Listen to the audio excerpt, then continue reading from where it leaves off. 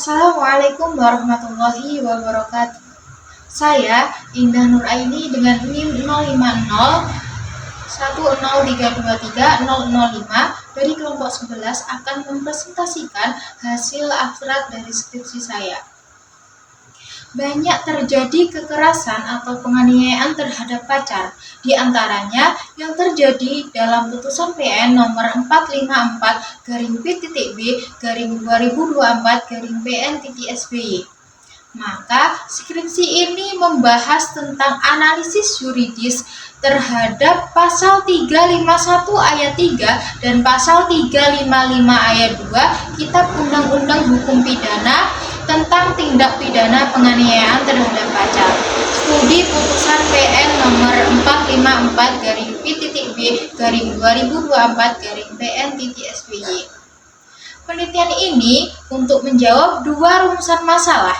Yang pertama, bagaimana putusan PN nomor 454-B/2024 tentang penganiayaan berat.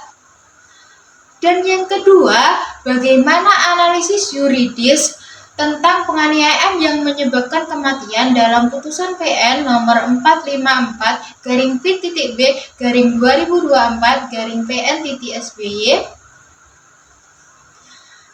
Penelitian ini merupakan jenis penelitian hukum normatif atau penelitian hukum kepustakaan yang didapatkan dari bahan hukum primer dan bahan hukum sekunder dengan pendekatan perundang-undangan dan pendekatan kasus, dikaji lalu ditarik kesimpulan dengan masalah yang sedang diteliti dengan bahan hukum primer berupa perundang-undangan dan putusan pengadilan serta bahan hukum primer yang terdiri dari skripsi dan jurnal-jurnal hukum menggunakan analisis yuridis deskriptif.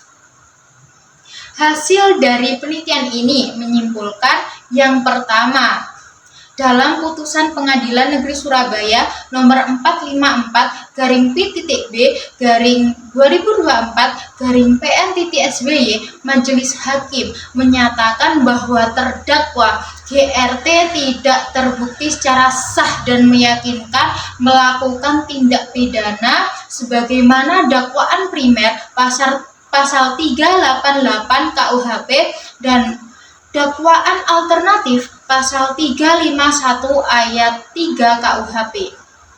Dan yang kedua, berdasarkan analisis yuridis, perbuatan terdakwa memenuhi unsur-unsur tindak pidana penganiayaan yang menyebabkan kematian, sebagaimana diatur dalam pasal 351 ayat 3 KUHP. Namun, unsur perencanaan sebagaimana disyaratkan dalam pasal 355 ayat 2, penganiayaan yang menyebabkan kematian dinyatakan tidak terbukti. Hakim menilai bahwa tindakan kekerasan yang dilakukan oleh terdakwa terjadi secara spontan dan tidak didukung oleh bukti rencana atau jeda waktu antara niat dan pelaksanaan. Padahal dalam konteks kekerasan relasi intim, kekerasan seringkali terjadi dalam pola berulang dan sistematis. Oleh karena itu, norma hukum yang berlaku saat ini tidak cukup adaptif dalam menjangkau bentuk perencanaan implisit yang sedang terjadi pada kasus penganiayaan terhadap pasangan. Dan yang terakhir, sejalan dengan kesimpulan yang tadi saya sampaikan, penulis menyarankan bahwa yang pertama, perlu penguatan integritas penegak hukum melalui pengawasan independen dan sanksi tegas bagi pelanggaran etik.